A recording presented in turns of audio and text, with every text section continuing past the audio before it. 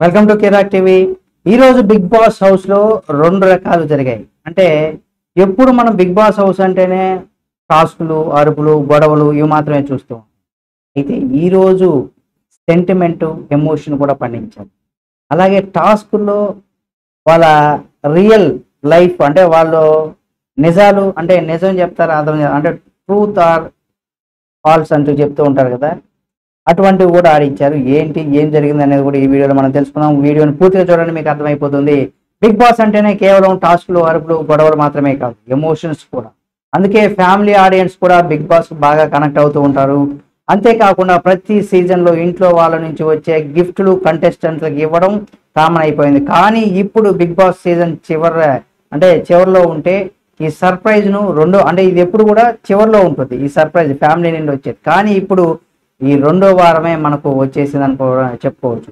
ఈ సర్ప్రైజు రెండో వారం ఎందుకు తీసుకొచ్చారేమో మనకు తెలియదు, కానీ 100% కొంత సెంటిమెంట్ను అలాగే ఎమోషన్స్ను కూడా పండించాలి, అంటే ఫ్యామిలీ ఆడియన్స్ను కూడా రప్పించాలనుకున్నారేమో. కానీ బిగ్ బాస్ ఇలా తీసుకొచ్చారు.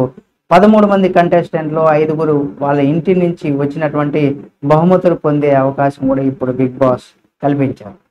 అయితే నాన్నకు ప్రేమతో అనే దానికి సంబంధించి మనం చూసినట్లయితే, మీకు ఇష్టమైన వారికి మీరు మిస్ అవుతున్నారని బిగ్ బాస్ తెలుసు. అందుకే 5గురు సభ్యులకు వాళ్ళ ఇంటి నుంచి వచ్చినటువంటి గిఫ్ట్లు పొందేటువంటి అవకాశం ఉంది అంటూ కూడా బిగ్ బాస్ చెప్పుకొచ్చారు.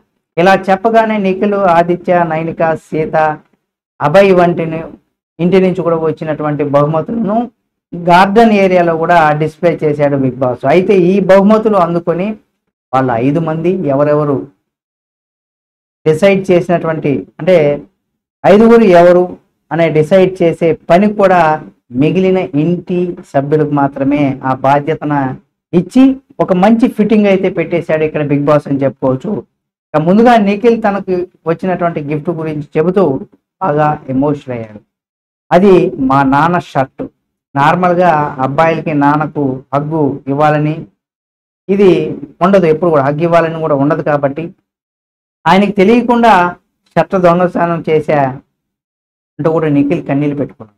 అలాగే అభయ్ వాళ్ళ నాన్నకు కూడా గిఫ్ట్ ఇచ్చి వాచ్ అది కూడా అని చెప్పి అది కూడా తను చాలా భావోద్వేగానికి కూడా గురి అవుతాడు. నేను సినిమాల్లోకి వచ్చిన కొత్తలో నాకు వచ్చినటువంటి ఫస్ట్ శాలరీతో మా నాన్నకి కొని ఇచ్చినటువంటి వాచ్ ఏదంటూ కూడా చెప్పుకొచ్చాడు.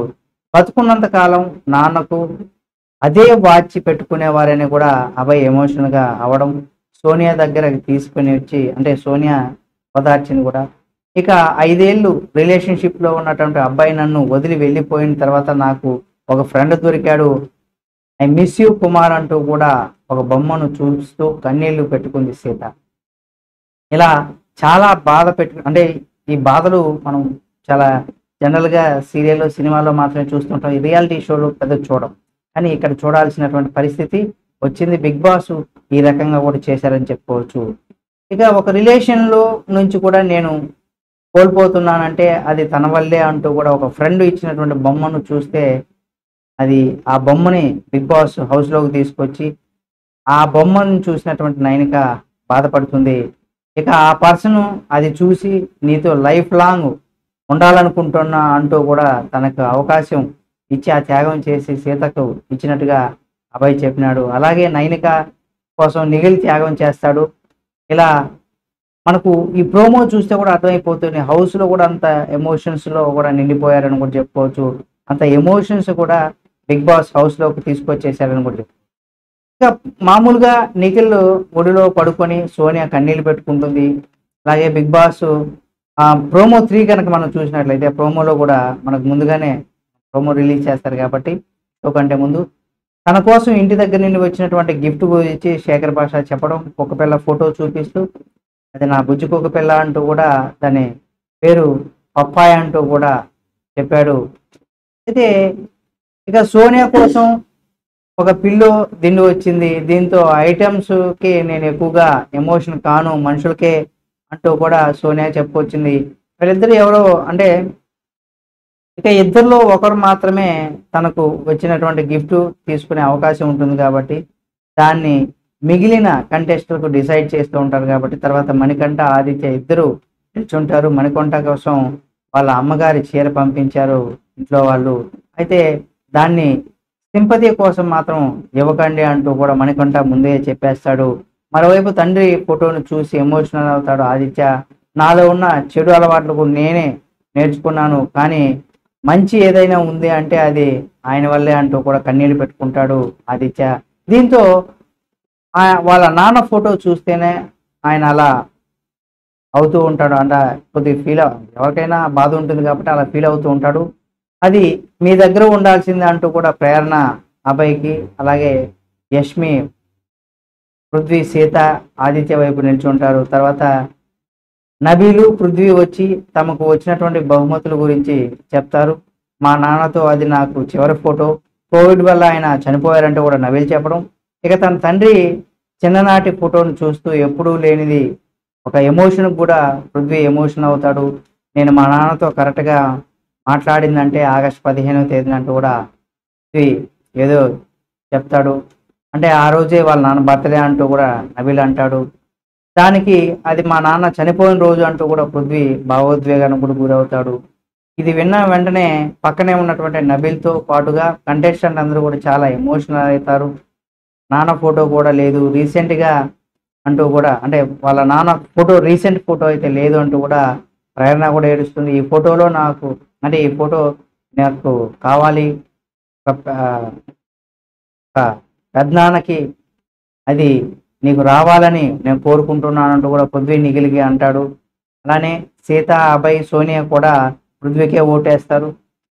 ఇక నాన్న అంటే మనందరికీ ఇష్టం, కానీ నాన్నకి మనం అంటే ఎంతో ఇష్టమో నువ్వు నాన్న అయిన తర్వాతే అప్పుడు నీకు తెలుస్తుంది అంటూ కూడా ఎమోషనల్గా శేఖర్ భాష చెప్పేటువంటి ఒక డైలాగ్తో కూడా హౌస్లో ఉన్న వాళ్ళంతా కూడా బాగా ఎమోషనల్ అవుతారు. అలాగే ట్రూత్ ఆర్ డేర్ ఒక ఇది కూడా జరుగుతుంది. దాంట్లో కూడా అంటే ఒక్కొక్కరు వాళ్ళ యొక్క నిజ స్వరూపం కూడా వాళ్ళు ఇచ్చినటువంటి, అంటే ఎవరి వైపు ఒక బాటిల్ పెట్టి దాన్ని తిప్పిన తర్వాత ఎవరి వైపు బాటిల్ నిల్చుంటే వాళ్ళు మిగతా కంటెస్టెంట్లలో ఒకరు వాళ్ళకు ఒక టాస్క్ లాగే చెప్తారు. ఆ టాస్క్ సంబంధించి వాళ్ళు చెప్పాల్సి వస్తుంది, నిజంగా చెప్పాల్సినటువంటిది ఉంటుందన్నమాట. దాంట్లో కూడా కొంచెం ఫన్నీగా అది మాత్రమే జరుగుతుంది, కానీ ఇదంతా కూడా ఎమోషనల్గా వాళ్ళ ఫాదర్కి సంబంధించి వాళ్ళ యొక్క జ్ఞాపకాలని మళ్ళీ నెమరు వేసుకుంటూ, అలాగే వాళ్ళ ఫాదర్తో వాళ్ళకు ఉన్నటువంటి రిలేషను, వాళ్ళు ఎటువంటి రిలేషన్షిప్లో వాళ్ళకు ఉన్నటువంటి ఎమోషన్స్, అంటే తండ్రితో వాళ్ళకు ఉన్నటువంటి ప్రేమ అనురాగాలతో పాటుగా కొంతమంది అందులో తండ్రిని కోల్పోయిన వాళ్ళు ఉన్నారు కాబట్టి వాళ్ళ ఎమోషన్స్ కూడా మనం నిజంగా ఈ ఎపిసోడ్లో అయితే బాగా ఎమోషనల్ ఎక్కువగా బిగ్ బాస్ చూపించారని చెప్పుకోవచ్చు ఓవరాల్గా. కాబట్టి ఏది ఏమైనా ఈ ఎపిసోడ్ ప్రతి ఒక్కరు కూడా తప్పనిసరిగా చూడాలి. ఎందుకంటే ఇది ఎమోషన్స్ అంటే కూడా ప్రతి ఒక్కరి జీవితంలో ఇది ఒక రకంగా చెప్పాలంటే ఈ కంటెస్టెంట్లకు కూడా ఒక రకంగా ప్లస్ అని కూడా చెప్పుకోవచ్చు. ఎందుకంటే వాళ్ళ గురించి చాలామందికి తెలియదు కాబట్టి వాళ్ళ లైఫ్లో వాళ్ళ ఫాదర్కి సంబంధించి వాళ్ళ యొక్క ఎమోషన్స్ ఉన్నవారు లేనివారు, అంటే ఫాదర్ ఉన్నవారు ఒకలాగా ఉంటుంది, లేనివారు అయితే ఒకలాగా ఉంటుంది కదా. కాబట్టి ఇది ఎక్కువగా ఆడియన్స్ కూడా ఎక్కువగా వాళ్ళ ఫాదరు లేని దానికి సంబంధించి కూడా ఎక్కువగా కొంత ఫ్యాన్ ఫాలోయింగ్, కొంత ఓటింగ్ కూడా వాళ్ళకు వచ్చేటువంటి అవకాశం ఉంది. ఇక చూద్దాం, రేపు సాటర్డే మన నాగార్జున గారు మళ్ళీ హౌస్లో ఉతికారేసే ప్రోగ్రామ్ అయితే చేస్తారు.